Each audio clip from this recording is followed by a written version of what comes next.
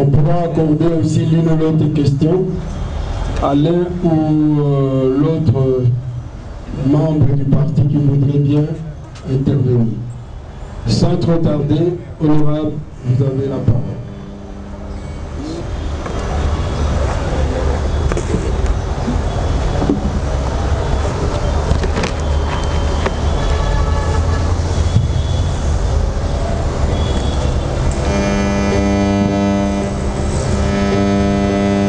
Monsieur le Président élu, chers membres du parti, bonsoir.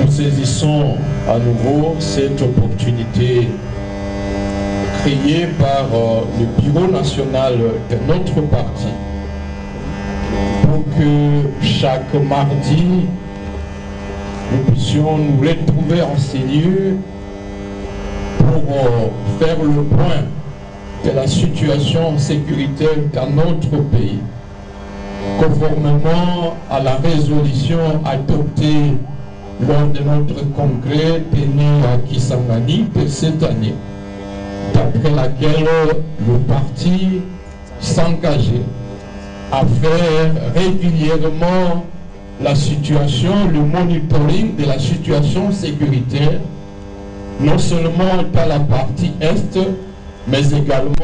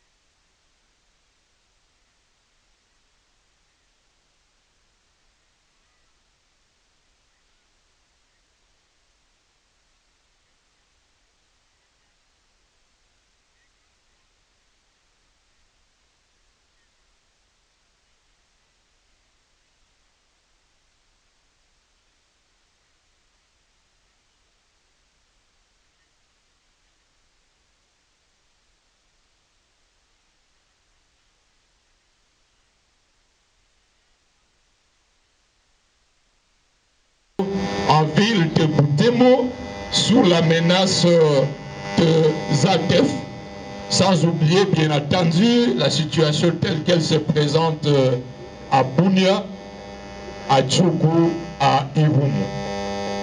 Notre communication sera subdivisée en 3 points.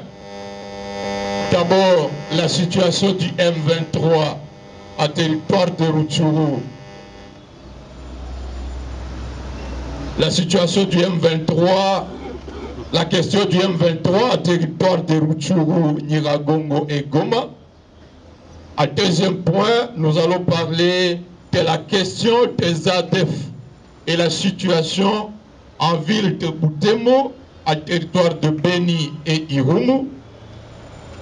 À 3e lieu et dernier lieu, nous allons nous atteler sur les comportements des institutions du pouvoir en place face à cette situation sécuritaire dramatique. Alors, premièrement, la question du M23 et la situation en territoire de Rutshuru et de Nyiragongo. Pour rappel, les premières offensives menées par les terroristes du M23 avec leur maître, l'armée rwandaise, ont eu lieu en date du 8 novembre 2021, soit au 186e jour de l'instauration de l'état de siège à province du Nord Kivu et de l'Ituri. En date du 13 juin 2022, soit au 401e jour du fameux état de siège, la ville de Bunagana, à territoire de Rutshuru, est passée sans combat sous contrôle des terroristes du M23. À ce jour du 20 décembre 2022, l'occupation de Bunagana par ces terroristes totalise 188 jours, sous un joug pénible pour les populations de Bunagana. En date du 29 octobre 2022, soit au 510e jour de l'instauration de l'état de siège, les villes de Kiwanja, de Rutshuru, ainsi que les grandes agglomérations telles que Rubare, Kalengera, Damugenga, Kako, sont également passées sans combat, sous contrôle des terroristes du M23, avec leurs alliés, le Rwanda et l'Ouganda.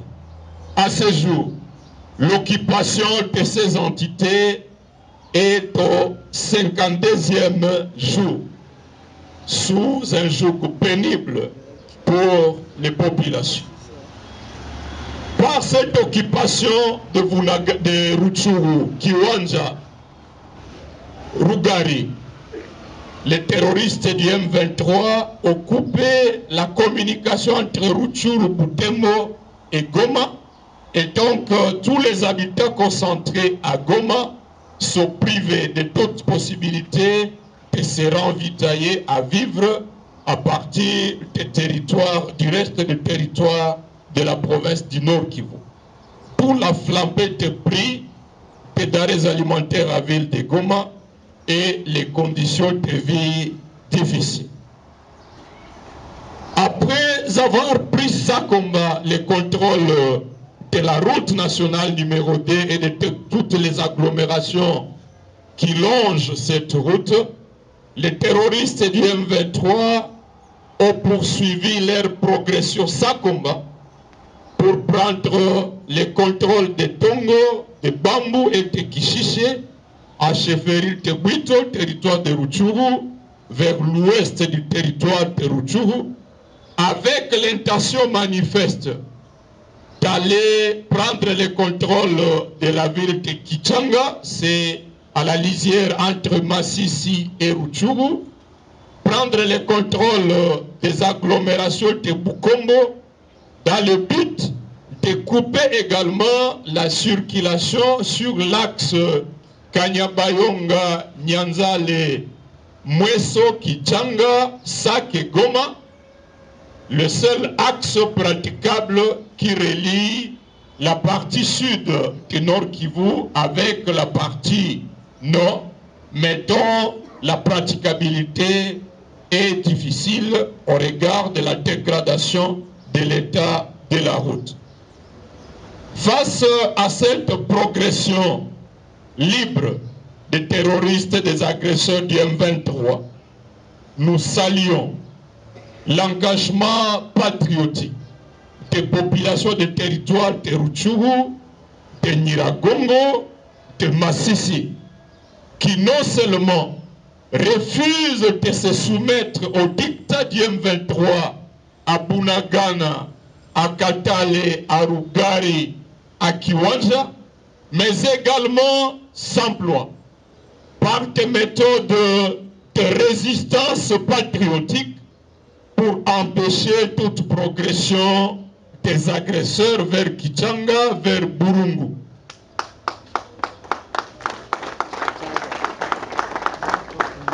Malheureusement, en représailles à cette résistance populaire, les terroristes des M23 s'illustrent par des représailles particulièrement meurtrières. Ces terroristes commettent des crimes contre l'humanité, des crimes de guerre extrêmement meurtriers.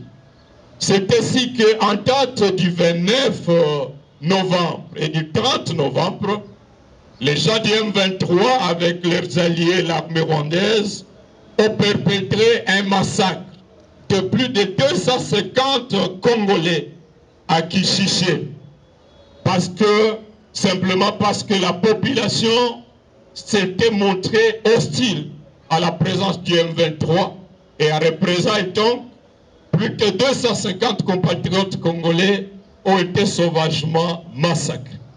Nous exigeons que de toute urgence, des efforts soient menés pour chasser les M23 de toutes ces zones, afin qu'une enquête indépendante soit menée, parce que nous avons appris comment le Rwanda s'étonne les kilos de dépêchés des journalistes à Kishiché, afin de produire des rapports mensongers pour contredire non seulement les rapports produits par le Bureau conjoint des Nations Unies aux droits de l'homme, qui a documenté l'assassinat d'au moins 131 civils et l'enlèvement d'au moins 69 autres civils, ça dépasse déjà le 200. Donc il faut qu'une enquête indépendante soit menée, mais à l'absence de ces terroristes du M23. Et cela exige de l'urgence avant que ces gens-là ne s'emploient à faire disparaître les traces de ces crimes. Au même moment, au cours de leur meeting tenu le week-end dernier à Tongo, les terroristes du M23 ont lancé des menaces d'après lesquelles tous les hommes que ces terroristes retrouveraient dans la ville de Kichanga et dans l'agglomération de Burungu, tous les hommes seraient tués parce que, disent-ils, c'était là que parte la résistance pour empêcher leur progression. Ces menaces ne sont pas à prendre à la légère, d'autant plus que, comme nous allons le démontrer, les FARDC manifestent une certaine attitude de trêve depuis la publication du fameux communiqué de Luanda du 23 novembre de cette année que le président élu a dénoncé le contenu. À côté de ces menaces de représailles meurtrières, les terroristes du M23 se sont employés depuis le week-end dernier jusqu'à ce matin dans une politique de déportation forcée des populations habitant les agglomérations qui se retrouvent sur la route entre Goma et Rutshuru. Ils ont contraint à la déportation les habitants de Katale, les habitants de Biruma, les habitants de Rumangabo, au motif que par la présence de ces populations dans leurs habitations, la résistance des patriotes surprend instantanément ces terroristes, ces agresseurs, pour gêner leur présence sur le sol congolais. Et ces terroristes amènent nos populations loin de leurs champs, loin de leurs maisons. Et certains habitants qui ont tenté de retourner vers leurs champs ont été tués. Comme pour dire que l'objectif, l'intention manifeste déjà du M23 serait de contraindre ces populations à mourir de famine loin de leurs champs. Au même moment, les ADM 23 s'emploient à piller systématiquement les récoltes dans les champs des habitants et des camions emportent des tonnes de haricots pour être vendus sur le marché en Ouganda et au Rwanda. Ils cassent également les portes et emportent les fenêtres sur les maisons abandonnées par les habitants, pillent les boutiques, pillent le bétail pour réduire nos populations à la précarité. Entre autres conséquences, nous avons enregistré jusqu'à ce jour des milliers de déplacés de guerre qui sont concentrés dans le cas de déplacés de Kanyaruchinya et de Tobosco au nord de Goma. Le week-end dernier, une épidémie de choléra a été déclarée dans ce cas. Et quotidiennement, la dynamique Goma actif qui s'emploie à apporter de la bouillie et une assistance de volontaires à ces populations déplacées enregistre une moyenne d'au moins 15 décédés par jour. C'est une situation dramatique. Au même moment, conformément au calendrier publié par la CENI, les opérations d'enrôlement des électeurs sont censées commencer dans la zone opérationnelle Est, comprenant le Sud Kivu, le Nord Kivu, l'Ituri, le Bazouélé, le Maniema et la province de la Chopo. Ces opérations sont prévues pour le 12 février de l'année prochaine, y compris pour Nyiragongo et pour Rutshuru. Or, comme nous le savons, c'est du résultat de l'enrôlement que va dépendre la possibilité de voter en mars prochain la loi portant répartition des sièges à vue des élections prévues pour le 20 décembre 2023. À moins qu'il n'y ait une volonté cachée d'exclure Nyiragongo et Rutshuru des élections prochaines, il est impérieux qu'avant la fin de janvier 2023, ce territoire ait été libéré pour que nous ne vivions plus ce que nous avons vécu aux élections de 2018, où nous avons vu nos compatriotes de Yumbi, de Butembo et de Beni être exclus des élections, ce qui est inacceptable. Or, comme je l'ai dit, nous observons une situation de trêve dans les chefs de FARDC. Cette situation de trêve signifie que le pouvoir de M. Félix a choisi de s'inscrire dans la logique du processus de Luanda et de Nairobi. Processus de Luanda qui prévoit dans la feuille de route du 23 novembre 2022, entre autres, la mise en œuvre de la fameuse feuille de route de Kigali du 28 octobre 2019, feuille de route de Luanda qui prévoit également la question de la création des conditions du retour des prétendus réfugiés congolais basés au Rwanda. Ces deux questions sont dangereuses pour l'avenir de la nation. D'abord, la fameuse feuille de route de Kigali du 28 octobre 2019, par laquelle le délégué de M. Félix avait convenu avec les gens du M23, sous la médiation du Rwanda, convenu de l'intégration militaire, politique de ces combattants M23, précédé par l'amnistie. Nous saluons ici la vigilance du peuple congolais. Vous êtes sans ignorer qu'au mois de septembre de cette année, l'Assemblée nationale avait inscrit sur son calendrier la question de l'amnistie en faveur des gens issus des groupes armés.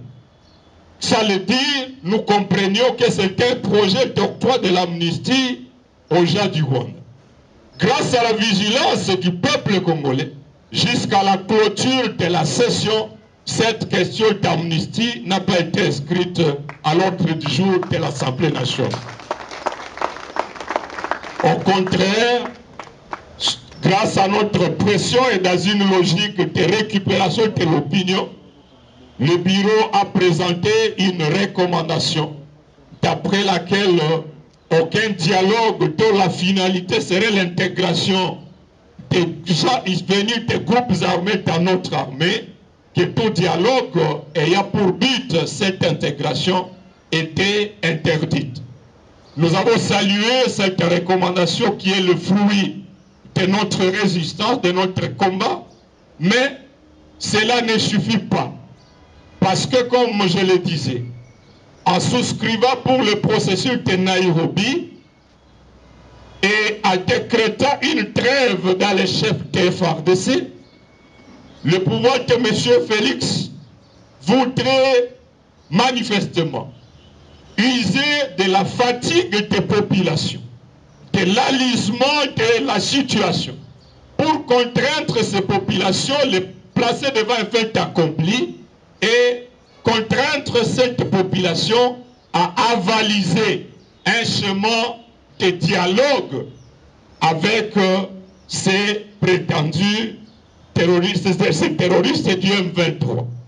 Or, parmi les intentions du Rwanda dans cette nouvelle guerre d'agression, il y a la volonté de renouveler les infiltrés au sein de nos services. C'est-à-dire déployer des jeunes Rwandais, des jeunes officiers à nouveau dans notre armée, dans notre police, dans le service de renseignement, afin de perpétuer l'accomplissement du plan de balkanisation de notre pays. Et donc, lorsque Félix s'inscrit dans le processus du chemin de Luanda, nous apprenons également qu'à marge même du processus de Nairobi, que pour parler officieux se serait tenu à Kampala avec les gens de M23. Vous avez suivi la rencontre de Kibumba. Il est donc important de notre part pour que nous multiplions la vigilance, parce que en dehors de l'approche militaire contre ces terroristes du M23, tout autre chemin d'un dialogue camouflé s'avère dangereux pour l'avenir de notre pays. À côté de la menace de l'intégration des nouveaux infiltrés dans nos services, je disais qu'il y a la question dangereuse du retour des réfugiés. Chers compatriotes, je suis élu de Goma, natif du Nord Kivu. Je connais le Massissi, le Rutshuru, le Nyiragongo, le Lubero. Jusqu'à ce jour, je ne connais pas un seul Tutsi qui aurait été chassé de ces champs au Nord Kivu. Je ne connais pas. Au contraire, il y a des Tutsis jusqu'à ce jour à Kichanga. Il y a des Tutsis à Rutshuru. Il y a des Tutsis partout. Et donc lorsque les terroristes du M23 prétendent qu'il y aurait des réfugiés congolais qui seraient au Rwanda et dont on exige le retour dans la feuille de route de Rwanda, eh bien, il y a anguille sous roche. Parce qu'en 2012, lorsque le M23-1 a occupé Rutshuru, nous avons enregistré l'arrivée des Rwandais chassés de la Tanzanie et que le Rwanda a déployé à territoire de Rutshuru un groupement de Chomba.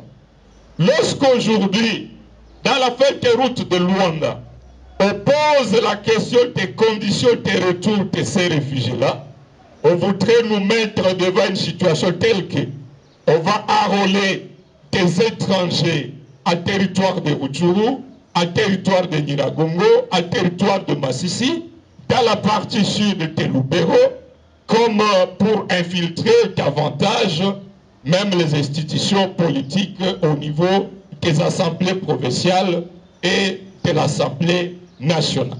Et donc, le schéma de Luanda, outre les préoccupations dénoncées par le président élu dans son message à la nation, consistant à prétendre que les terroristes du M23 devaient simplement se désengager pour rester cantonnés dans le parc national de Virunga, dans le village au pied du Mont Sabinho, comme si cette partie-là devenait une partie du territoire rwandais.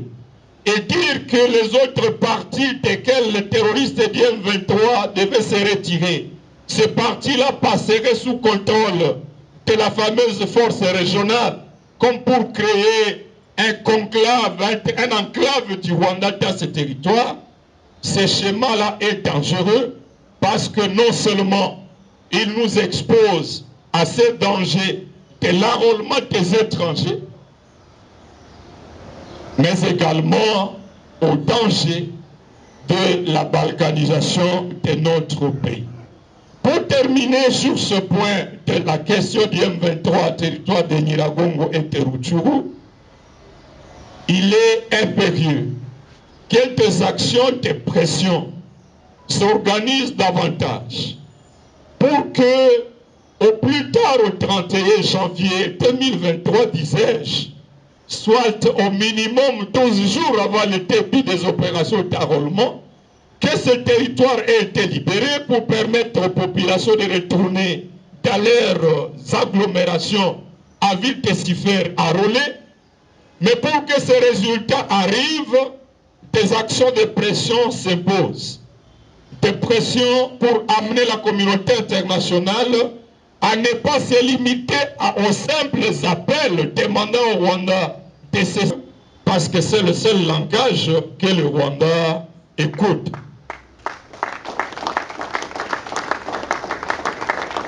À côté de cette pression vis-à-vis de la communauté internationale, une pression plus forte devrait être exercée sur le pouvoir en place pour l'amener à abandonner ces jeux de cache-cache derrière le processus de Luanda et de Nairobi, doter les FARDC de moyens suffisants pour que, avec la résistance populaire qui montre déjà ses preuves, les FARDC libèrent rapidement ces entités le plus rapidement possible et que l'enrôlement des électeurs s'y déroule sans embâche. Deuxième point, la question des ADF et la situation en ville de Butembo.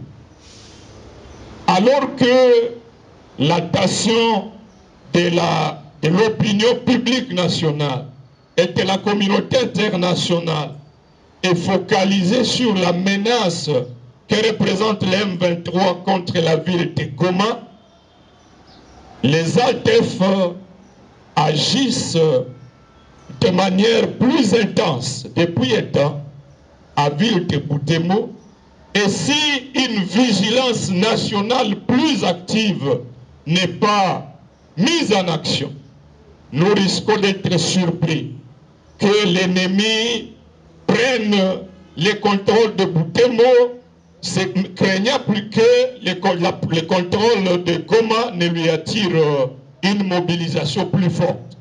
Ils ont l'expérience de la mobilisation nationale de 2012, lorsqu'ils ont tenté de prendre Goma. Ils ont l'expérience de la mobilisation nationale de juin 2004, lorsque le Rwanda est entré à Bukavu. Et ils s'imaginent qu'ils peuvent changer de plan pour prendre le contrôle de Butembo par le contrôle de cette grande ville de la partie nord. Eh bien, ils seraient en train d'asseoir leur plan de balkanisation dans cette partie qui incarne une forte résistance, une résistance farouche contre l'agression. Qu'est-ce qui se passe exactement en ville de Butembo? Vous êtes sans ignorer que dans la nuit du 9 au 10 août de cette année, les ADF y ont opéré une attaque spectaculaire. Ils ont cassé la prison centrale Kakwangura à plein état de siège. Ils ont emporté 822 détenus. Ils ont traversé librement la ville de Butembo et les ont amenés dans la chefferie voisine de Bachou. La population s'est mobilisée pour poursuivre les assaillants. La population en a même capturé certains et a procédé à la justice populaire. La population de la chefferie de Bachou a rattrapé plus de 150 évadés de la prison qu'elle a remis au service de l'État. Curieusement, lorsque la population s'est adressée aux responsables des FARDC, ceux-ci ont dit qu'ils n'avaient pas reçu l'ordre de la hiérarchie pour intervenir. Et donc, les ADF ont emporté allègrement tous les évadés et continuent à les former. Ils les ont formés depuis cette date-là. Et depuis lors, ils commencent à utiliser ces évadés dans les attaques de l'hôpital de Maboya, où un médecin, une religieuse a été tuée, dans les attaques à Kabasha, et désormais dans les attaques à ville de Butembo. Autre constat dans ces attaques à ville de Butembo, ces ADF se déguisent en Maï-Maï. Mais lorsque nous observons de très près les modes opératoires, ils s'emploient à couper la tête des agents de la police, des agents de l'armée, qu'ils attrapent et ils placent les têtes au-dessus des arbres. C'est le mode opératoire des ADF. Ils kidnappent des opérateurs économiques et ils demandent des rançons de montants exorbitants. Ils s'emploient systématiquement à des enlèvements de civils régulièrement. C'est contraire au mode traditionnel d'action de Maï-Maï tel qu'ils sont connus. Ce qui nous amène à penser qu'il s'agit des ADF déguisés à Maï-Maï, lorsque également nous nous référons aux expériences du passé, où nous avons connu un mouvement prétendu Maï-Maï appelé Corps du Christ. Mais les investigations ont démontré que c'était un mouvement monté et financé à partir de Kigali. Nous avons l'expérience de ce que l'on appelle le Maï-Maï Ndouma du Face of Congo, d'un certain Guidon, dont le porte-parole habite à Gisenyi au Rwanda. Et des preuves sont irréfutables d'après lesquelles c'est un mouvement à la solde de Kigali. Nous avons connu dernièrement un mouvement appelé Maï-Maï Kandenga, territoire de Mambasa, en Ituri, qui était entretenu par des ADF et qui se déguisait donc à Maï-Maï, mais qui étaient des supplétifs des ADF. Donc, ces analyses nous permettent de considérer que ce sont des ADF qui sont désormais établis en ville de Butembo et ces ADF qui agissent avec l'appui des agresseurs pour réduire au néant la résistance des populations de Butembo et prendre le contrôle de cette ville. Paradoxalement, les unités FARDC déployées dans la ville de Butembo en représailles utilisent des méthodes caractérisées par une indiscipline notoire, des actes délibérés dont manifestement l'objectif est de dresser la population contre l'armée, afin que par cet antagonisme entre la population et l'armée, les ADF trouvent un chemin tout libre pour accomplir leur mission. Tenez par exemple, la semaine passée, les enseignants de Butembo observaient 2 jours de grève parce que pour les éléments FARDC dont les positions sont multipliées dans la ville, même les enseignants sont arrêtés au motif qu'ils sont des Maï-Maï. Depuis hier, les chauffeurs de taxi-moto observent un mouvement de grève dans la ville et dans toute la partie de Lubero et de Beni. Parce que lorsqu'un chauffeur de taxi-moto amène un militaire sur sa moto et qu'il exige aux militaires de payer, le militaire se retourne contre les chauffeurs de taxi-moto, l'arrête, l'amène au cachot et on exige une amende de 500 $ pour le libérer sous prétexte qu'il s'agit d'un Maï-Maï. Des cas de viol sont enregistrés dans plusieurs communes, dans plusieurs quartiers de la ville de Butembo. Des habitants fuient des quartiers parce que toute la population est considérée comme Maï-Maï. Plus grave, il y a une position qui s'est installée dans le cimetière de Kitatumba, ville de Butembo. Des militaires prennent les croix sur les tombes pour les utiliser comme boîte de chauffage. une profanation révoltante des tombes. Ils prennent les briques sur les tombes pour les utiliser à construire leurs abris. Et pour la population, c'est une provocation délibérée. Manifestement, il y aurait un plan pour provoquer une guerre civile à ville de Butembo, pendant que l'attention de toute l'opinion nationale est focalisée pour mettre en échec le M23 et l'agression rwandaise dans la partie sud. Comment peut-on comprendre qu'au même moment, une situation paradoxale soit entretenue dans la même province pour dresser la population contre sa propre armée?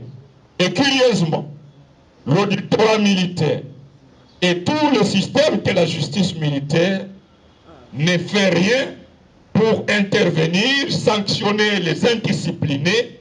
Il n'y a aucun système de sanctions qui est en vue. Cette situation s'avère dangereuse. Au même moment, il est vrai, on continue d'enregistrer des tueries à territoire de Béni. Rien que pour la semaine passée, nous avons enregistré au moins 50 personnes tuées à Otomabere, à Ndalia et à Kainama. Mais la plus grande menace de ces jours réside sur la ville de Butembo, qui détournerait l'attention de l'Assemblée de la République de la menace du Rwanda lorsque cette ville viendrait à être prise sous le contrôle des ADF. Enfin, la situation n'est pas différente à Bunia. Dans le quartier Muzipela, la population fuit parce que la criminalité est au top. Dans d'autres quartiers de la ville, la situation est pareille. Les groupes armés continuent à sévir à Mahagi, à Tchougou. Les groupes armés continuent à avoir le contrôle des carrés miniers de toutes les zones minières, à plein état de siège. Et cette situation, comme vous le savez bien, s'est étendue pour se manifester depuis beaucoup de temps maintenant. D'abord à Kwamut, dans le Maïndombe, la situation s'est étendue dans la province du Kwilu, et Kinshasa n'est pas épargné avec ce que nous apprenons dans la commune de Maluku. C'est dire, chers compatriotes, comme je l'ai dit à l'introduction, qu'à 365 jours de la tenue des élections telles que prévues par la CENI, la République de la RDC démocratique du Congo se retrouve dans une situation de chaos organisé. Dernier point du comportement du pouvoir en place face à ce chaos. J'ai observé les comportements du gouvernement de fait de M. Sama Lukonde. Et je me suis rendu compte qu'en fait, en lisant son programme d'action adopté le 26 avril 2021, sur l'axe de défense et sécurité, la toute première action de son gouvernement consistait à procéder à la pacification de la partie est de la RDC. Et pour ce faire, il a prévu dans ce programme l'instauration d'un état d'urgence sécuritaire.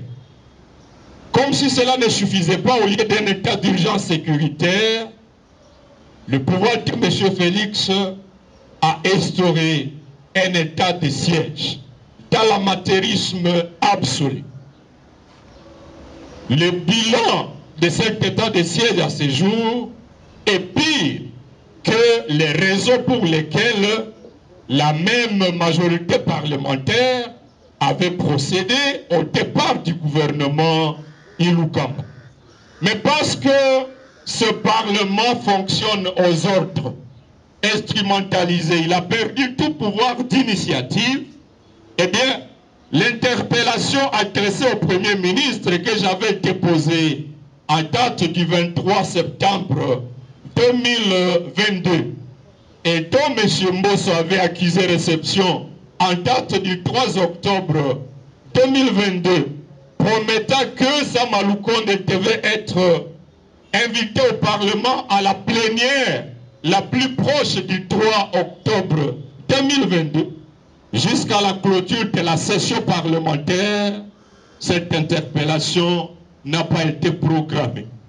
Bien au contraire, ils se sont employés à un acharnement autour de la question dénoncée par le président, la question de la rémunération et du train de vie des institutions. Donc, non seulement le gouvernement est plus défaillant que jamais, mais également le Parlement qui fonctionne aux ordres est incapable de les sanctionner, sinon aucune raison sur le plan de la question défense de l'intégrité territoriale, aucune raison ne justifierait le maintien en place de ce gouvernement. Mais bien plus, je réalise qu'en fait, le problème ne résidait pas au niveau du gouvernement Ilukamba, encore moins au niveau peut-être du gouvernement de fait de Sama Lukonde, mais en réalité, le problème c'est Félix lui-même. Parce que, d'abord, dans ce fameux programme de 100 jours de 2019, sa priorité résidait ailleurs, dans les maisons préfabriquées autour desquelles ils ont détourné des millions, dans la construction des sauts de moutons, sous prétexte desquels des millions ont été détournés. La question de la sécurité de la partie est de la RDC et de l'ensemble du territoire, la question de la montée en puissance des FARDC a été absent, totalement absent du fameux programme d'urgence. Contrairement aux 100 mesures urgentes présentées dans le programme du président élu. Et pour ça, nous pouvons applaudir notre président pour cette vision éclairée. En second lieu, en lisant le programme de son gouvernement FCC cache sous Ilukamba, il est vrai, comme pour un slogan, la question de la pacification de l'Est a été inscrite comme premier pilier de l'action. Mais dans le fait, dans le concret, dans l'affectation des ressources du budget, rien n'a été fait. Jusqu'à ce que les gens de la majorité eux-mêmes, en lisant le mémo, la motion de censure contre Ilukamba, ils ont dit eux-mêmes que la situation était devenue pire. Le gouvernement Sama Lukonde, comme je venais de le dire, même chose. Parmi les faits qu'il convient de relever dans la conduite amateuriste du pouvoir par M. Félix, je note personnellement d'abord le manque de volonté à faire de la montée en puissance des FARDC la priorité de priorité. À titre illustratif, le budget 2023 est fixé à environ 16 milliards de dollars. Au même moment, la loi de programmation militaire présente un état de besoin d'environ 5 milliards pour assurer la montée en puissance des FARDC. Nous avons pris la parole à l'Assemblée pour dire, déjà avec le budget de 10 milliards de 2022, le train de vie des institutions à un niveau inacceptable. Des dépassements de rémunération à tous les niveaux, de plus de 1400%.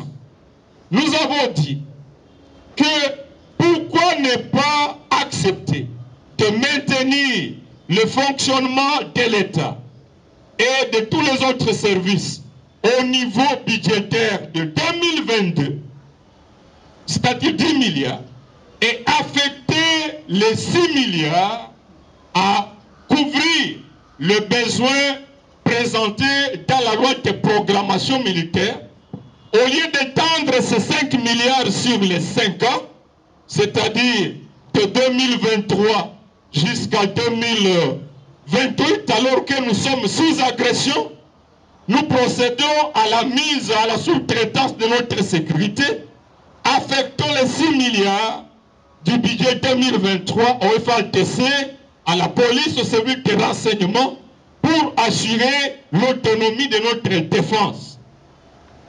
Parce que le pouvoir n'a pas la volonté, eh bien, cette option a été rejetée. À côté du manque de volonté du pouvoir en place, il y a l'incompétence telle que le président Haï allait dénoncer dans une de ses communications lors de sa tournée en Occident. Cette incompétence s'illustre par le fait que, en juin 2021, soit après 3 ans d'exercice du pouvoir, et soit 1 mois après l'instauration de l'état de siège, c'est alors que M. Félix, à partir de Goma, pleurniche disant qu'il se rendait compte qu'on lui avait menti sur les effectifs de l'armée. C'est dire que celui qui fait office de chef de l'État des faits a réalisé 3 ans et s'est permis de décréter un état de siège. Et dans le programme de gouvernement, il a prévu qu'en exécution de cette mesure de l'état de siège, il fallait déployer le personnel suffisant dans les 2 provinces. Et 1 mois après l'instauration de l'état de siège, il se rend compte alors qu'il n'a pas d'effectif nécessaire dans l'armée. C'est une incompétence inacceptable au sommet de l'État. À côté de l'incompétence, il y a le manque de leadership criant. Au cours de la même interview de juin 2021 à Goma, il s'est plaint qu'il y avait de la magouille au sein de l'armée et qu'il était donc incapable de déboulonner cette magouille jusqu'à ce jour. Pour le 3e mois de l'instauration de l'état de siège, la commission de défense et sécurité a mené une évaluation et s'est rendu compte que jusqu'au 3e mois, au moins 74 millions de dollars avaient été débloqués au nom de l'état de siège, mais que 80% de ces fonds avaient été consommés à Kinshasa. Jusqu'à ce jour, aucune sanction et aucun changement n'a été opéré. C'est-à-dire qu'à terme de leadership, à terme de pouvoir pour impulser les réformes nécessaires dans l'armée, dans les services de sécurité, dans la police, il est illusoire de compter sur la personne de M. Félix Tshisekedi. Enfin, le pouvoir s'illustre par une impunité sans précédent. En date du 26 avril 2021, une résolution a été votée à l'Assemblée nationale créant une com appauvrie, meurtrie sur le terrain, mais il n'est pas un secret pour personne de voir que des maisons en étage sont construites ça et là, déjà s'enrichissent autour des opérations. Depuis que cette résolution de la commission d'enquête a été créée, elle a été classée dans les tiroirs, aucune enquête n'a été menée jusqu'à ce jour. Et face à cette incapacité, face à cette manque de volonté, la seule recette que le pouvoir en place propose, c'est le pouvoir de la sous-traitance, de la défense de l'intégrité territoriale. Les armées ougandaises présentes officiellement sur le sol congolais depuis le 30 novembre 2021. L'accord initial avait été signé pour 6 mois et cet accord continue jusqu'à ce jour et la situation continue à se détériorer telle que je venais de vous le présenter tantôt. Actuellement, c'est au nom de la communauté d'Afrique de l'Est que nous avons enregistré la présence des troupes burundaises dans le sud Kivu, la présence des troupes kenyanes à Goma. Mais une confusion est enregistrée dans la communication du commandement de cette fameuse force régionale et les autorités du pouvoir en place de la RDC. M. Félix dit les troupes kenyanes vont passer par Bunagana et qu'à cette occasion, l'M23 en aura pour son compte. Est-ce que les troupes kenyanes sont passées par Bunagana? Au contraire, toute la logistique de l'armée kenyane passe par le Rwanda et passe sous escorte de la police militaire rwandaise jusqu'à la Grande Barrière. C'est au vu aussi de tous. Non seulement ça, le pouvoir en place en LTC nous dit qu'il s'agira d'une force offensive pour s'attaquer au M23. Mais le commandant de cette force, le commandant Kenya, dit ouvertement, publiquement, que les offensives contre les M23 seraient la dernière carte. Mais leur priorité, c'est de faire aboutir le processus de Nairobi et le processus de Luanda. Autrement dit, l'approche des négociations avec les terroristes, avec les agresseurs. Nous ne pouvons donc pas nous faire d'illusions pour croire que la défense de l'intégrité de notre territoire viendrait de l'Ouganda, encore moins du Kenya ou du Burundi. En conclusion, nous voulons donc nous inviter à plus d'engagement patriotique, à plus de vigilance. Nous nous rendons compte que votre mobilisation paye et le pouvoir se sent sous surveillance. Mais les résultats obtenus jusqu'à ce jour ne sont pas suffisants parce que les calvaires de nos compatriotes devient de plus en plus insupportable.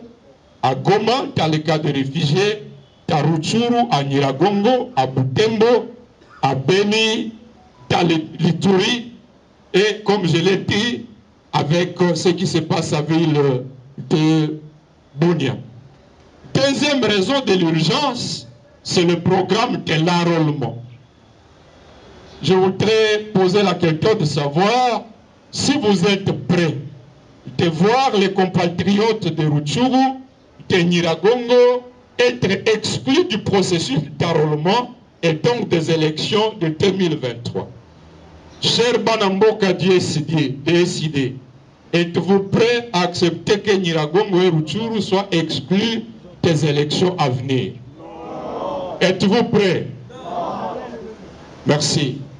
Parce que nous ne pouvons pas l'accepter, nous devons nous mobiliser davantage pour contraindre le pouvoir de fait en place, à faire en sorte que, au plus tard au 31 janvier 2023, les terroristes du M23 aient été chassés de ce territoire. C'est possible. Nous avons des militaires déterminés qui pleurent et qui disent qu'ils ne comprennent pas à quel jeu le pouvoir joue. Nous avons également un engagement patriotique sans précédent de la part des habitants de toutes ces entités et des Goma. Pourquoi ne pas capitaliser sur ça pour mettre en échec ces M23 qui se retrouvent de plus en plus en difficulté à la suite de la résistance d'une population non armée? C'est du fait du manque de volonté, pour ne pas dire de la complicité du pouvoir en place, que le M23 continue à occuper ce territoire, ces entités dans lesquelles le M23 est entré sans combat, je le rappelle. Enfin, la situation de Butembo mérite notre particulière attention pour éviter d'être surpris que pendant que nous pensons que la menace sur Goma est plus ou moins sous contrôle, que les M23 RDF déguisés en ADF, déguisés en Maïmaï, financés par les agresseurs, ne viennent endeuiller Butembo, à prendre le contrôle, parce que cette ville est considérée comme les symboles de la résistance contre l'agression. Cette situation de Boutemo exige notre attention et notre soutien tous azimuts. Enfin, la situation de la prolongation mécanique et illimitée de l'état de siège devient de plus en plus insupportable. Des activistes des droits de l'homme, tous ceux qui se sont mis à dénoncer l'amateurisme, l'inefficacité de l'état de siège, sont jetés à prison. Tel est le cas du militaire de la Lucha, Mamou Sondungo, qui, pour avoir dit que l'état de siège était inefficace, a été condamné à 5 ans de prison. Et il se retrouve aujourd'hui à la prison centrale de Goma, sous le pouvoir de Félix. Tel est le cas du militant du groupe Vérandam, à Beni, Fisto Isambiro, qui est maintenant à la 2e année d'emprisonnement à Kakwangou, à Kangwai, dans la prison de Beni, pour avoir dénoncé l'inefficacité de l'état de siège. Tel est l'état de l'artiste Itengo, qui se retrouve à la prison de Goma, où il a été condamné à 10 ans de prison pour avoir dénoncé l'inefficacité des opérations militaires et de l'état de siège. Pendant que tous ceux qui tentent de dénoncer par la non-violence sont jetés à prison, ceux qui prennent les armes sont gratifiés par des perdièmes à Nairobi. Ils sont gratifiés par des vols avec des billets d'avion à charge de l'État. Ils sont rémunérés. Ils sont gratifiés par des rencontres à Kibumba, rencontres entre FARDC et M23, comme pour donner une prime aux seigneurs de guerre au détriment des activistes des mouvements citoyens, aux activistes de la société civile et à tous ceux qui luttent par la non-violence. Voilà comment le pouvoir de Félix gère le pays, l'amateurisme, la criminalité au sommet de l'État. Et cette situation exige la révolte personnelle de tout et chacun de nous et un engagement à la mobilisation, à l'instar de ce que vous avez fait. Nous avons fait en collaboration avec les comités laïcs et la CENCO, les CC, à date du 4 décembre. J'estime que ces genres de mobilisation devraient continuer pour que la situation change le plus rapidement possible. Je vous remercie.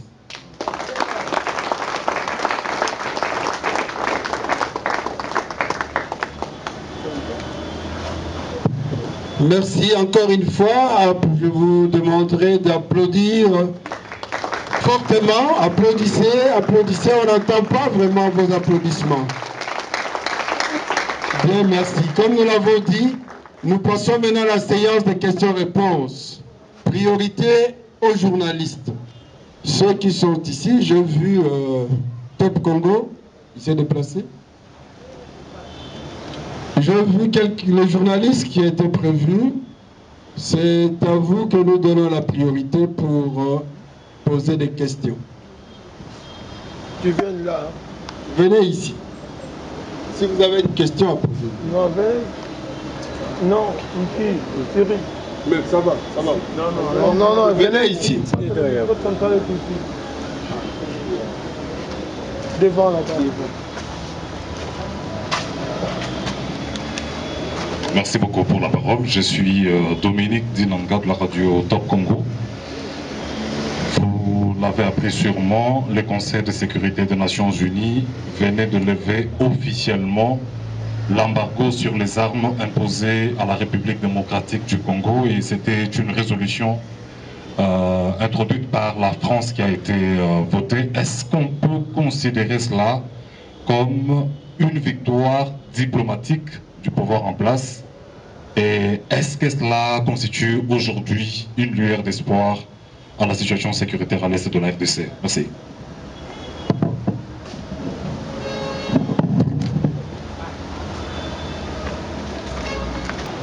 Merci. Dominique pose la question au sujet de la levée de l'embargo sur les armes. Je voudrais répondre à deux volets.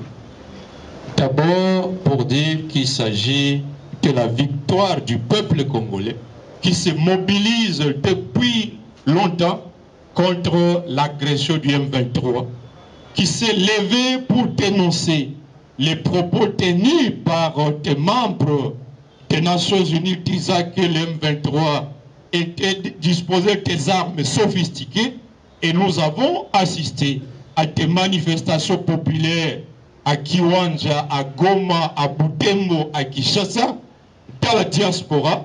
Et donc, nous ne pouvons que saluer et applaudir cette victoire de notre peuple. Mais en deuxième lieu, il ne suffit pas que notre pays jouisse de l'entière liberté d'acheter des armes. Encore faut-il disposer d'un pouvoir animé de la volonté et de la capacité. Vous êtes sans ignorer que des rapports d'évaluation de l'état des sièges ont fait état du fait que des fonds pour l'achat des drones ont été débloqués.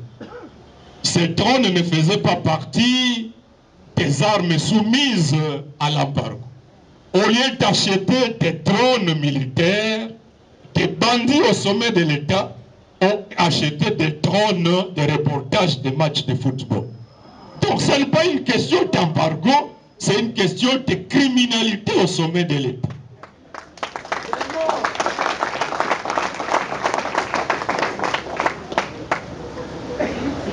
La question des effectifs fantômes. Est-ce que c'est l'embargo du Conseil de sécurité qui pousse, n'est-ce pas, que le pouvoir a place, que dans une unité où on aurait 1600 militaires, on retrouve 300 et que les 1300, les fonds sont débloqués, la ration est débloquée, les armes sont débloquées pour une destination inconnue. Donc, nous avons, au-delà de cette dimension diplomatique, des problèmes réels de gouvernance auxquels nous devons trouver des solutions impératives. Alors l'autre question, c'est au sujet des crimes que l'M23 continue à commettre sur nos populations à Rutshuru, à Nyiragongo. Et Madame la journaliste pose la question, à quoi aura servi le processus de Nairobi, le processus de Luanda et la pression de la fameuse communauté internationale. Je constate avec, comme tout le monde, madame, que par exemple, la fête de route de Luanda du 23 novembre 2022 avait donné un ultimatum aux terroristes du M23 pour qu'ils se désengagent de ce territoire au plus tard le 25 novembre 2022 et que, faute d'obtempérer à cet ordre, eh bien, la force régionale traquerait ces terroristes. Nous sommes aujourd'hui le 20 décembre 2022. La date butoir du 25 novembre est passée. Les terroristes du M23 non seulement continuent à endeuiller nos populations dans ce territoire, mais samedi dernier, nous avons eu des informations qu'ils ont déployé à nouveau des renforts venus du Rwanda vers Tongo, vers Bamo, dans le but, comme nous l'avons dit dans notre communication, de prendre le contrôle de Kichanga, de Burungu, afin de couper toute circulation, tout trafic sur cette route difficilement praticable qui reste la seule qui relie Goma à la partie nord, avec des menaces de commettre des crimes sur les habitants de ces entités-là. Donc, et la fameuse force régionale n'est toujours pas intervenue, bien au contraire, des éléments de contingent kenyans sont plutôt affectés à ouvrir la grille de la clôture de l'aéroport international de Goma.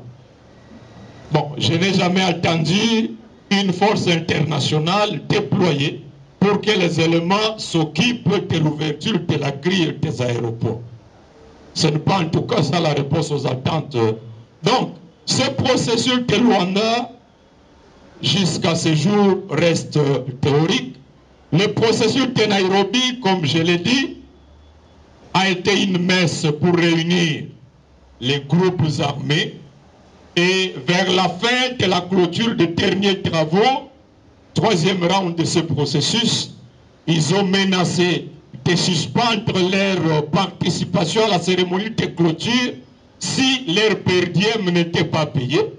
Donc, aux groupes armés, on paye des per diem, mais aux activistes des mouvements citoyens qui dénoncent l'inefficacité de l'état de siège, on réserve la prison.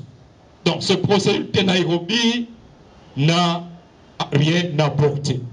La communauté internationale, comme je l'ai dit, s'est limitée à appeler le Rwanda à suspendre son appui au M23. À mon avis, c'était suffisant. Tenant compte des preuves irréfutables du soutien du Rwanda dans cette agression, la communauté internationale devait prendre des sanctions diplomatiques, des sanctions économiques, des sanctions de suspension d'aide financière au Rwanda, et c'est alors que le Rwanda serait amené à retirer son armée et ses supplétifs de notre territoire, raison pour laquelle je dis que je nous appelais tous à intensifier la pression pour arriver à des résultats escomptés, étant donné que l'enrôlement des électeurs, c'est pour le 12 février, et que cet enrôlement est impératif pour que, sur Massissi, sur Rutshuru, sur Nyiragongo, la loi qui devrait être votée à la session de mars sur la répartition des sièges, que nous sachions également le nombre de sièges que nous allons plier dans ces entités, mais ces sièges qui ne devraient pas être attribués à des étrangers sous prétexte qu'au nom du processus de Luanda, on fait venir des réfugiés congolais. Le M23 qui est en train de chasser des Congolais de leur maison, qui est en train de procéder à la déportation, n'est pas mieux indiqué pour se prévaloir à défenseur de la cause du retour des réfugiés. C'est inacceptable.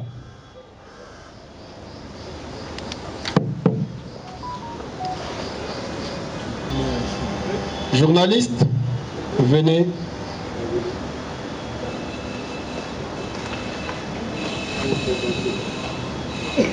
Merci beaucoup.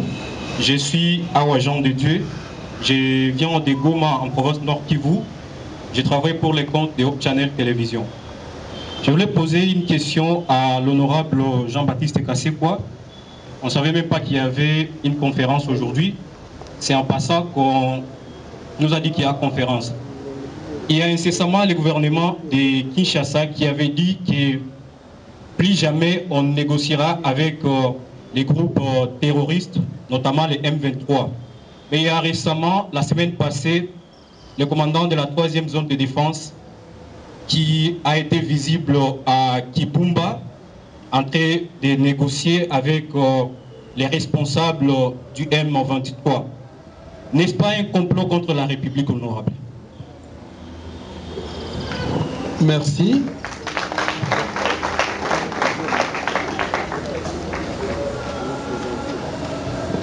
Merci beaucoup. Bonsoir à tous. Je suis Yannick Ouarangassi, journaliste au CGV de Goma comme mon prédécesseur. Je suis de la Nation Télévision à Goma dans le Nord Kivu.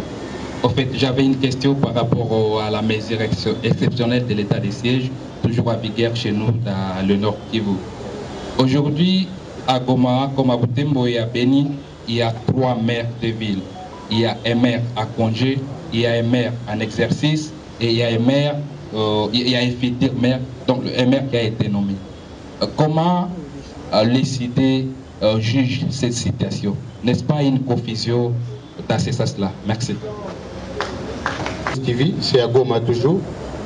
J'ai une question à adresser à l'honorable Jean-Baptiste Kassekwa.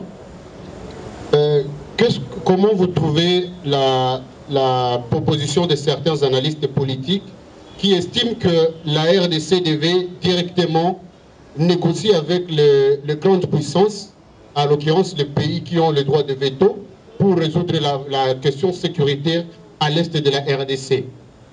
Vous êtes un homme de terrain, vous maîtrisez la situation. Comment vous jugez cette proposition des analystes politiques? Merci. Honorable, vous avez la parole.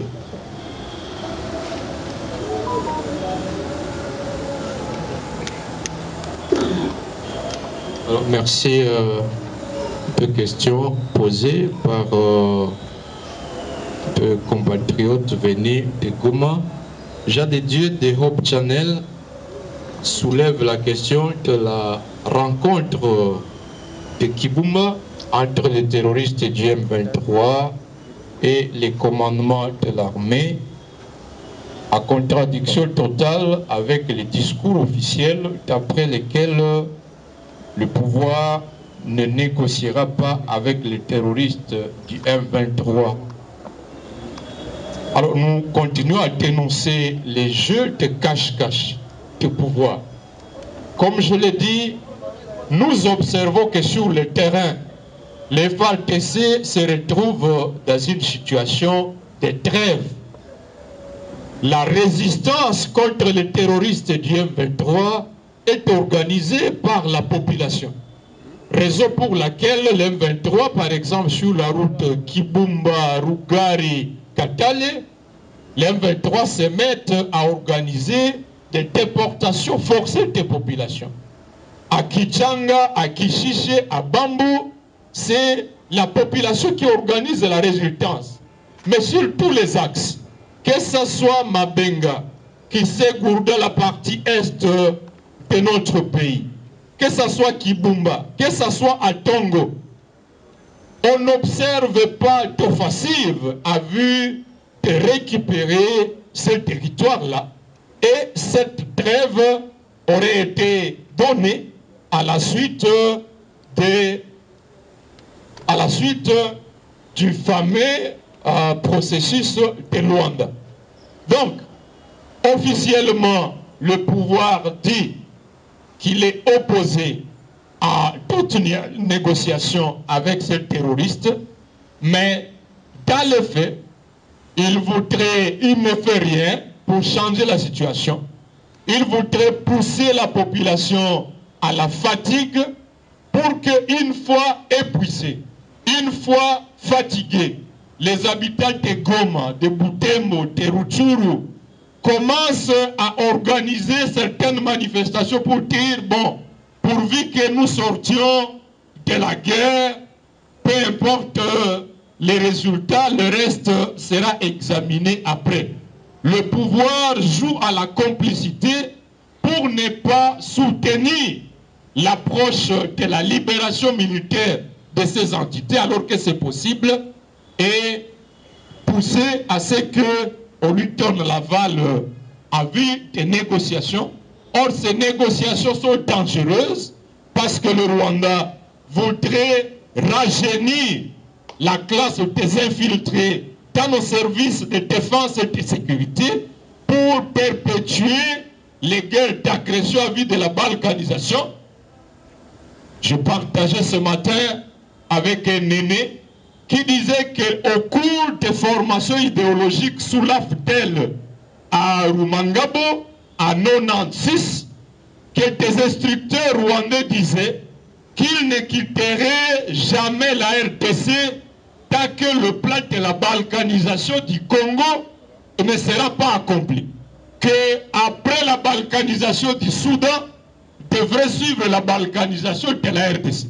Vous savez à quelle année la balkanisation du Soudan a été accomplie? Ils en parlaient déjà dans les camps de formation idéologique à Rumangabo en 1996. Cela s'est accompli quelques années plus tard et aujourd'hui, ils misent sur la balkanisation de la RDC, mais avec la détermination du peuple congolais, avec le mot d'ordre de l'idée Congo Ekolo Moko, ce plan de balkanisation n'aboutira jamais.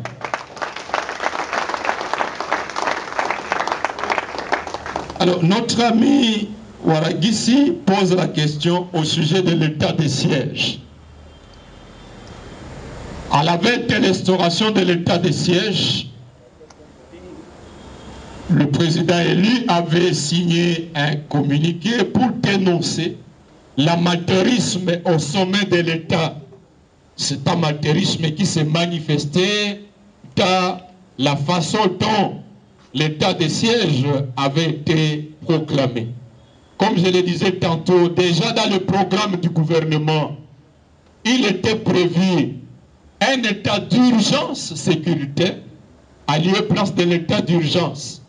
Félix a instauré un état de siège.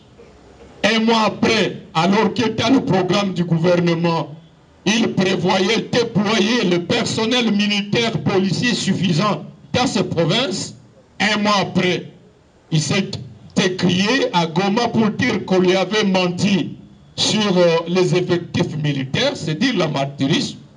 Curieusement, jusqu'à ce jour, cet amateurisme continue, non seulement dans la manière dont le Parlement proroge cet état de siège de manière complaisante, sans débat, mais également dans la manière dont les choses se gèrent. Aujourd'hui, comme tu l'as bien dit, Félix a créé une situation inédite à la tête des entités sous état de siège, dans lesquelles vous avez un administrateur de territoire à congé, vous avez un administrateur militaire à fonction, et vous avez un administrateur de territoire civil récemment nommé qui attend. La même situation à la tête de Beri, la ville de Goma, la ville de Butembo, la ville de Beni, la même situation à la tête des communes. C'est révélateur de l'amateurisme au sommet de l'État. Et lorsque vous observez de très près le profil de ces nouveaux nommés, eh bien, pour la plupart, ce sont des militants des partis de l'Union sucrée, ce qui reflète le fait, pour la conception qu'ils ont de l'État, une mentalité de jouissance. Il faut nommer les membres des partis pour aller exploiter, pour aller se servir au sommet de ces entités, ce qui est inacceptable. L'urgence, c'est qu'il faut mettre le pouvoir de M. Félix hors d'état de nuire. Alors, Josué de Michapi pose la question du point de vue de certains analystes qui estiment qu'il faut négocier avec les pays, les grandes puissances qui ont le droit de veto. Pour négocier, cher ami, il faut une diplomatie efficace. Or, la diplomatie des jouisseurs à laquelle nous assistons, c'est une diplomatie de voyage, plus de temps, autant de voyages par avion ça et là, et dont les résultats tardent à se matérialiser. Il faut un pouvoir doté de toute la légitimité, de la compétence, qui va mettre en place une diplomatie efficace, mais également les États partenaires ne peuvent nous respecter qu'au regard du sérieux avec lequel nous gérons les questions de l'État, nous gérons les questions des réformes de l'armée, mais tant que de l'intérieur, on va continuer à constater l'absence de volonté, eh bien, nous continuerons à être la risée du monde et qu'un président comme celui du Burundi peut se permettre de dire, bon, les armées de Burundi, du Sud-Soudan, du Kenya vont assurer le contrôle de Rutshuru, de Nyiragongo, de l'aéroport de Goma, en attendant que le pouvoir à Kinshasa puisse former une armée et une police parce que la RTC n'en dispose pas. Donc, le point de vue, c'est qu'il faut disposer d'un pouvoir. Vous n'avez pas suivi ces propos, Tendachimie. Donc, nous ne pouvons pas avoir une diplomatie efficace si nous n'avons pas un régime politique efficace avec des hommes et des femmes compétents à la présidence de la République, au gouvernement, des institutions, des animateurs légitimes, mais également avec des députés qui décident de rester loyaux vis-à-vis de leurs électeurs, de la population, plutôt que de trahir la population et de se montrer loyal à l'égard de celui-là qui serait là pour distribuer des palissades, pour distribuer des postes. Et donc il faut un régime nouveau, et c'est pour ça que nous devons lutter, plutôt que d'attendre que du mal peut sortir quelque chose de bien. Je pense que ceux qui avaient prêché ça se rendent compte qu'ils étaient dans l'erreur et qu'il faut un régime légitime, un régime des hommes et des femmes compétents, et que le pouvoir de fait qui est là, un régime de médiocre, ce régime-là devrait être mis de côté.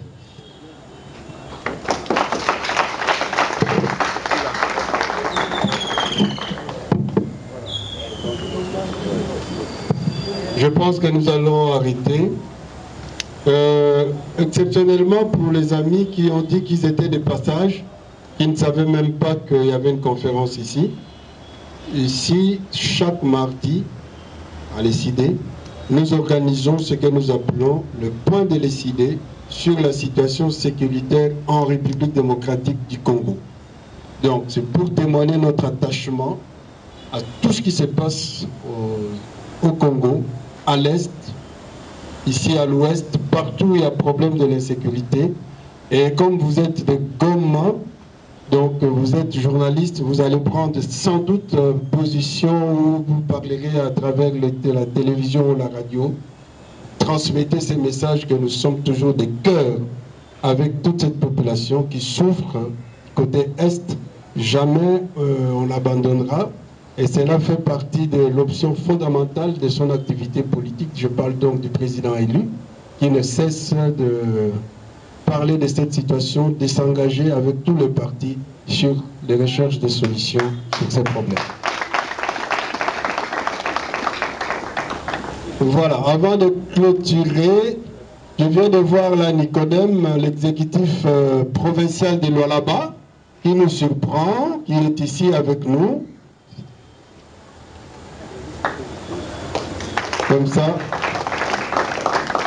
et pour vous saluer, voilà, pour ceux qui ne connaissent pas Nicodème, c'est l'exécutif provincial de Lualaba, donc qui est de passage par ici.